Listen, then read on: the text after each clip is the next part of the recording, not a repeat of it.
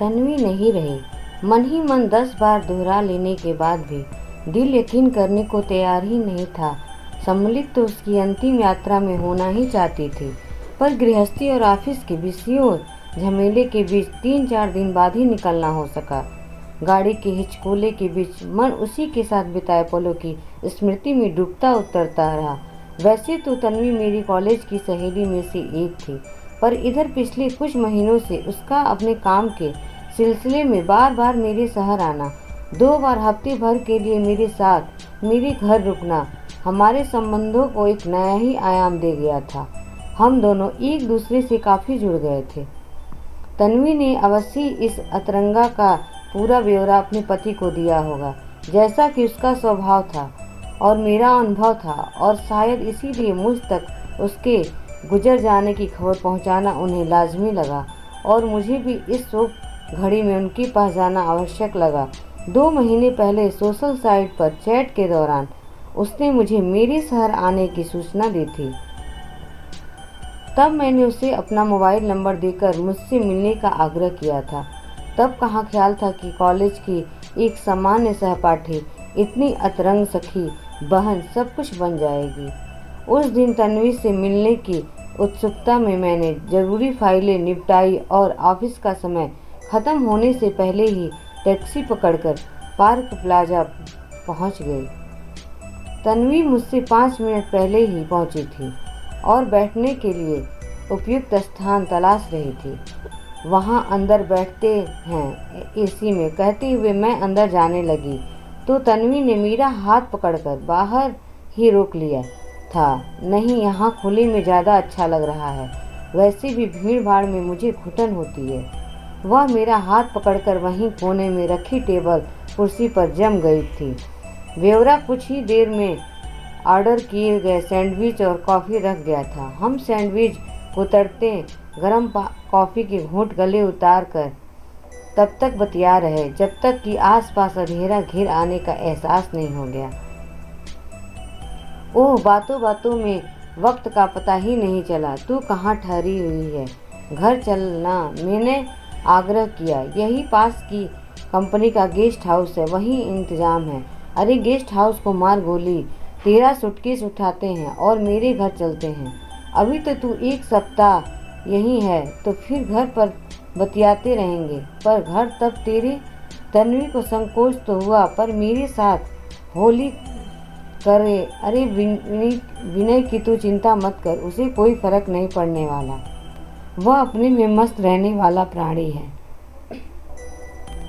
फिर इन 4 सालों में तो मैंने उसे पूरी तरह अपनी शीशी में उतार लिया है। बस तू देखती जा। कहते हुए मैंने विनय को फ़ोन लगा दिया था। हाँ डार्लिंग, आज ऑफिस में काफ़ी काम था, बहुत थक गई हूँ। अब घर लौट रही हूँ, एक सहेली भी है साथ में। नहीं नहीं, बाहर से आई है, 1 सप्ताह हमारे साथ ही रुकेगी। बड़ी मुश्किल से मना पाई हूँ। हाँ हाँ, तुम्हें भूख लगी होगी, डोंट वरी, अभी आकर कुछ खाने का बंदोबस्त करती हूँ।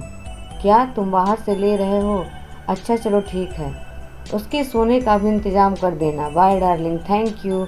चलो हो गया तुम्हारा इंतज़ाम।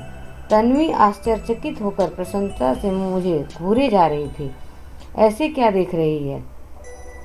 तू नहीं पटाती क्या अपने पति को इमोशनली ब्लैकमेल करके या चिकनी चुपड़ी बातें करके? मैंने उपहास उड़ाने वाले अंदाज में तन्वी को छेड़ा। हम संयुक्त परिवार में रहते हैं, सासू माँ देवर सब साथ ही रहते हैं। देवरों में थोड़ी मर्यादा रिश्तों में थोड़ी मर्यादा आ ही जाती है। वैसे पवन बहुत अच्छे हैं, बिना बोले ही मेरे मन की बात सुन जाते हैं। तन्वी का मुख आरक्त हो उठा था। ओहो, तू तो नई नवेली दुल्हन की तरह शर्माने लगी। एक दूसरे को छिड़ते बिगड़ते को कुदरते पूरा सप्ताह कैसे निकल गया, कुछ पता ही नहीं चला। जाते हुए तन्वी ने बताया कि उसका काम अभी पूरा नहीं हुआ है, अगले महीने फिर आना होगा। मैंने उससे वादा लिया कि इस बार वह सूटकेस समेत सीधे घर आएगी। अगले महीने उसने अपने आने की तिथि सूची की तो मैंने उससे 1 दिन पहले आने का आग्रह किया ताकि वह भी हमारे साथ संडे की पिकनिक पर चल सके। उसने कहा वह प्रयास करेगी, पर वो मंडे को ही आ पाई थी। मैं ऑफिस निकलने की जल्दी में थी। मैंने उसे भी आधे कॉमन रास्ते तक छोड़ने के इरादे से साथ ले लिया। ट्रैफिक सिग्नल पर यातायात अवरुद्ध था। तन्वी बार बार गाड़ी का कांच खोलने बंद करने लगी थी। मैंने टोका तो उसने कहा उसे बहुत घुटन हो रही है। खैर जल्द ही रास्ता खुल गया था और मैंने तन्वी को उसी बस तक ड्रॉप कर दिया था। लौटते में भी वह मेरे साथ ही हो ली। कल आ जाती ना, हमने पिकनिक पर तुझे खूब मिस किया। मन तो बहुत था पर हो नहीं पाया। वही घर परिवार की जिम्मेदारी। तेरी सास साथ ही रहती है ना, फिर क्या दिक्कत है। पहले तो सारा वही संभालते थे, पर इधर जब से एक दुर्घटना में उनकी आंखों की रोशनी गई है, सारी गृहस्थी का बोझ मेरे कंधों पर आ पड़ा है। हालांकि अभी भी बेचारी अपनी ओर से भरसक सहयोग करती हैं। कभी कभी तो उनकी लाचारी पर मन बहुत भर आता है। इतनी स्वाभिमानी आत्मनिर्भर महिला और अब छोटी छोटी जरूरतों के लिए हम सब पर आश्रित हो गई हैं। तन्वी भावुक होने लगी तो मैंने तुरंत विषय बदल दिया था। अरे कोई बात नहीं, मैं तो इसीलिए कह रही थी कि पिकनिक में बहुत मज़ा आया। हमने अंताक्षरी खेली थी। यह से मैंने ये काली काली आंखें गाया तो सबको खूब मज़ा आया। सब पूरा गाना गाने की गुजारिश करने लगे। सबके आग्रह पर आखिर मैंने पूरा गाना गाया। गाना ख़त्म हुआ तो तालियां और मोर का ज़बरदस्त शोर गूंज उठा था। वो तो होना ही था। कॉलेज के ज़माने में भी सब तेरी सिंगिंग के ज़बरदस्त फैन थे। खास मज़े की बात तो सुन, इस पूरे घटनाक्रम के दौरान विनय जिस तरह आंखें फाड़े मुझे घूर कर देख रहे थे, तू होती तो देखकर हंसी से लोटपोट हो जाती, क्योंकि उसे तो मैंने कभी भयानक भी नहीं लगने दी थी कि मुझे गाना गाना आता है। क्या बात कर रही है, ऐसा क्यों? तू मर्दों की मानसिकता नहीं जानती। उन्हें हमेशा रहस्य के आवरण में लिपटी औरत लुभाती है। एक बार मैं ही खुद को उनके सम्मुख 100% खोल कर रख दिया तो फिर रहस्य, रोमांस, आकर्षण कहाँ बचेगा। फूल की जब तक एक एक पंखुड़ी नहीं खुलती, भंवरा उसके आसपास मंडराता रहता है। पूरा खुलते ही तो वह रस पीकर छू मंतर नहीं हो जाएगा। मैंने चमत्कारी अंदाज में रहस्य खोला तो तन्वी का मुख आश्चर्य से खुला का खुला रह गया था। तो कभी इस एंगल से सोचा ही नहीं। उल्टे मेरे दिमाग में तो हमेशा यह रहा है कि पति पत्नी के मध्य कोई दीवार नहीं होनी चाहिए।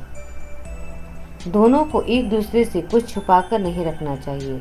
मैंने तो शादी के 2-4 दिनों में ही पवन को अपने बारे में सब कुछ बता दिया था और उन्होंने भी अपने घर परिवार के बारे में सब कुछ बता दिया था।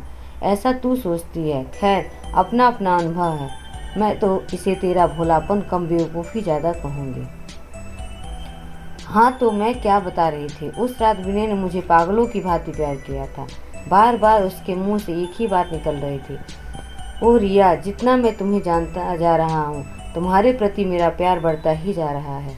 जाने तुम्हारे व्यक्तित्व के और कितने पहलू हैं जिनसे मैं अभी तक अनजान ही हूँ।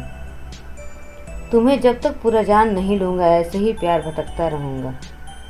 बाकी उन क्षणों में उसकी प्यास देखने लायक थी। मैंने बात समाप्त की, तन्वी की ओर नजरें उठाई तो पाया वो बेवकूफ़ों की तरह मुझे ही ताके जा रही थी।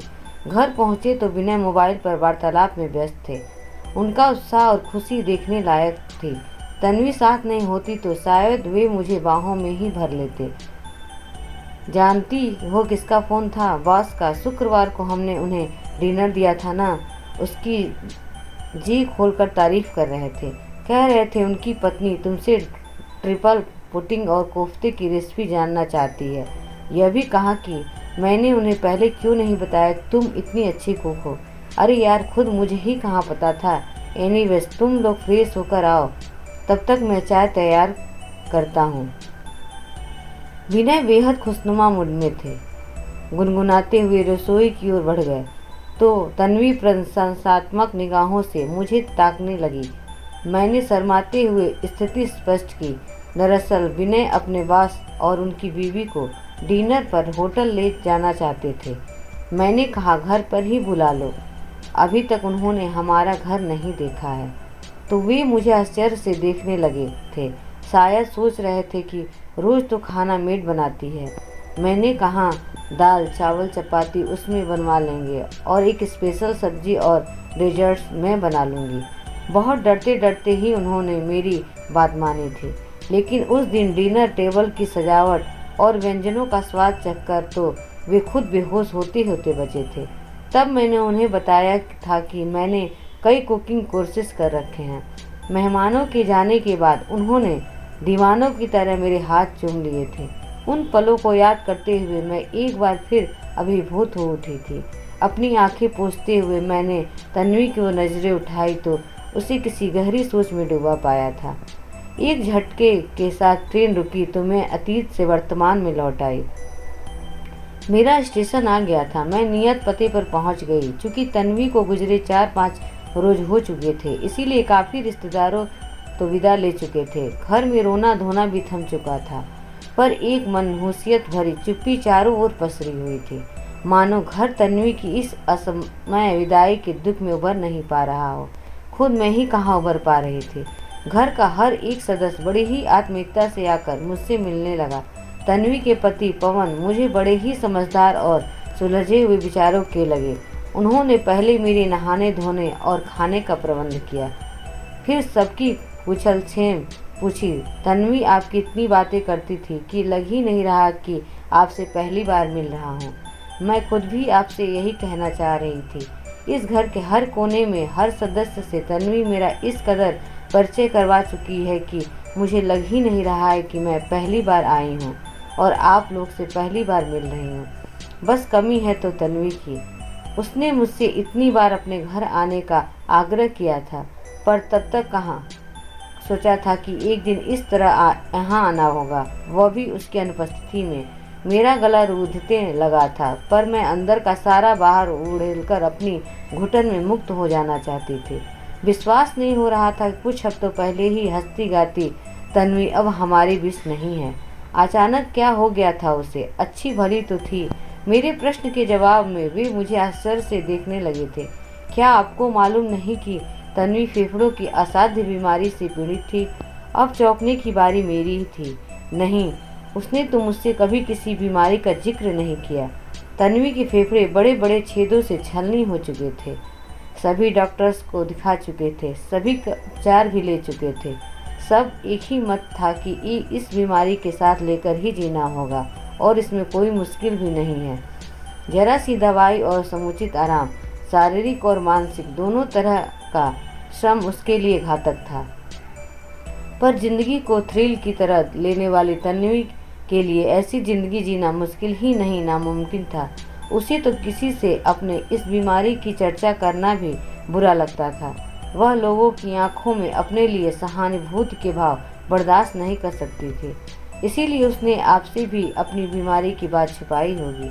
हाँ, शायद मुझे याद आने लगा, इसीलिए भीड़ भाड़ में उसका दम घुटता था। तभी तन्वी की सास रोते हुए कमरे में आ गई।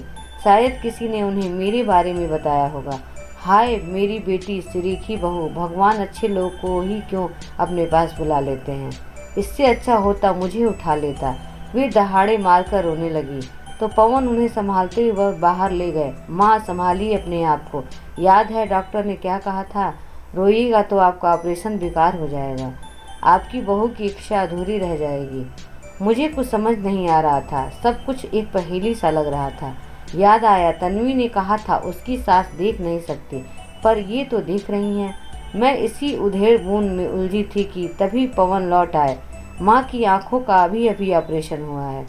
तन्वी की आंखें उन्हें लगाई गई हैं। ऐसा तन्वी अपने नेत्रदान के संकल्प पत्र में लिखकर गई थी। उसने ऐसा कब किया हमें किसी को नहीं पता। वह तो अंतिम समय जब उसने अस्पताल में दम तोड़ा तब उसकी डॉक्टर ने हमें यह दिखाया और फिर उसकी इच्छा अनुसार ही सब कार्यवाही संपन्न हुई। अभी कुछ समय पहले ही उसने यह शपथ पत्र भरा था, शायद आपके यहाँ से लौटने के अगले ही दिन ही। घर पर घोर आश्चर्य, किसी को कुछ बताया नहीं, जबकि मुझे वह छोटी से छोटी बात भी बताया करती थी। आपको कुछ पता है? मैंने नहीं में गर्दन हिला दी, पर अंदर चल रहा आत्ममंथन चिल्ला चिल्ला कर कहना चाह रहा था, हाँ मैं जानती हूँ उसने ऐसा क्यों किया। मेरे अंदर की उथल पुथल और भावनाओं के संवेग में सर्वदा अनजान पवन अपने ही रव में बोले जा रहे थे। पूरी जिंदगी वह मेरे सम्मुख खुली किताब बनी रही। पता नहीं अंत समय यह एक पन्ना क्यों बंद रहा। अब तक तो मैं उस खुली किताब में बेपनाह मोहब्बत ही करता था, पर अब इस बंद पन्ने को जान लेने के बाद तो उसके प्रति श्रद्धा भी रखने लगा हूँ। मेरी अब तक रोकी सिसकी आखिरकार फूट पड़ी थी। अगर कहानी पसंद आई हो तो प्लीज़ लाइक एंड सब्सक्राइब ज़रूर करें। धन्यवाद।